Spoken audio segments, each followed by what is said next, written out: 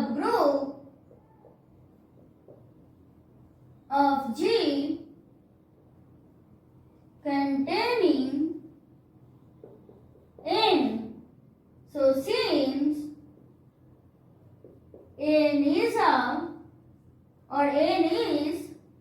normal in H, what will happen? Yes, the quotient group H by n exists. So let an, bn belongs to H by n.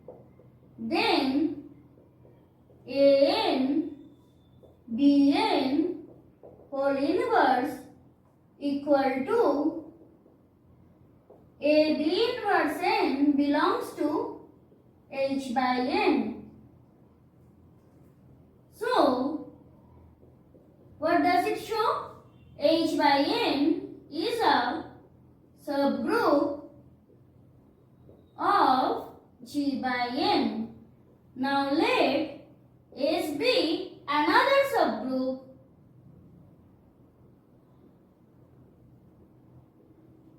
of G by n. Now if H equal to G belonging to capital G such that Gn belongs to S, let H1, H2 belongs to H,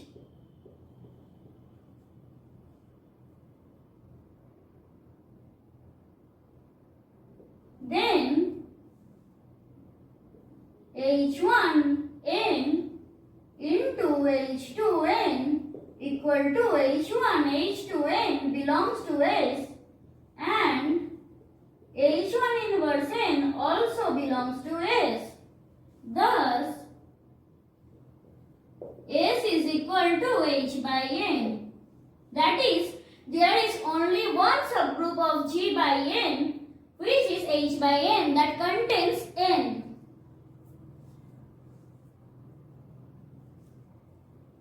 So from the previous case, we can write the mapping is onto.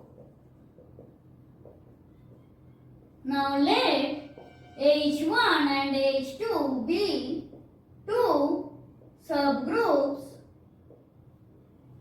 of G containing n such that H1 by n is equal to H2 by n. Now let small h1 belongs to capital H1.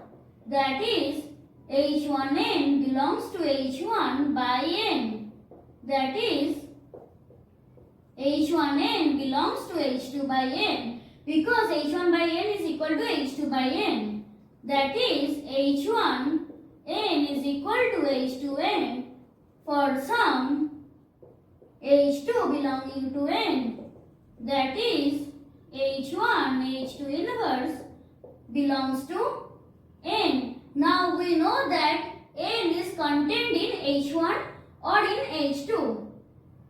But n is contained in H2. So H1, H2 inverse belongs to H2, which implies, or that is,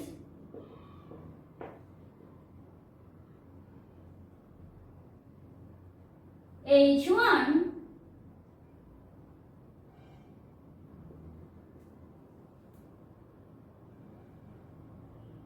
belongs to H2, that is, capital H1 is a subset of H2.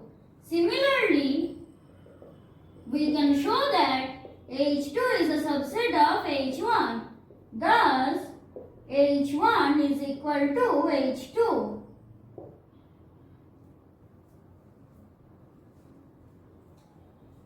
So, from the previous case, we can write that the mapping is 1, 1. Now, suppose HB normal in G and N be a subgroup of H. We can easily verify that the mapping phi maps G by N to G by H by phi of Gn is equal to Gh for all G belonging to capital G is a homomorphism.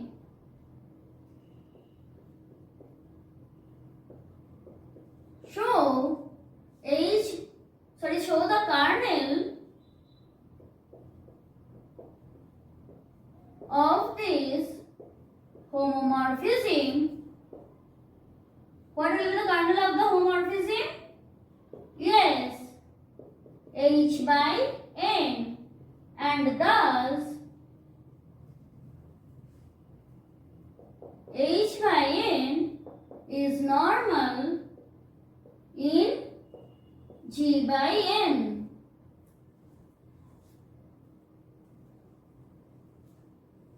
So that's it for today. We are going to meet in the next class. Till then, bye.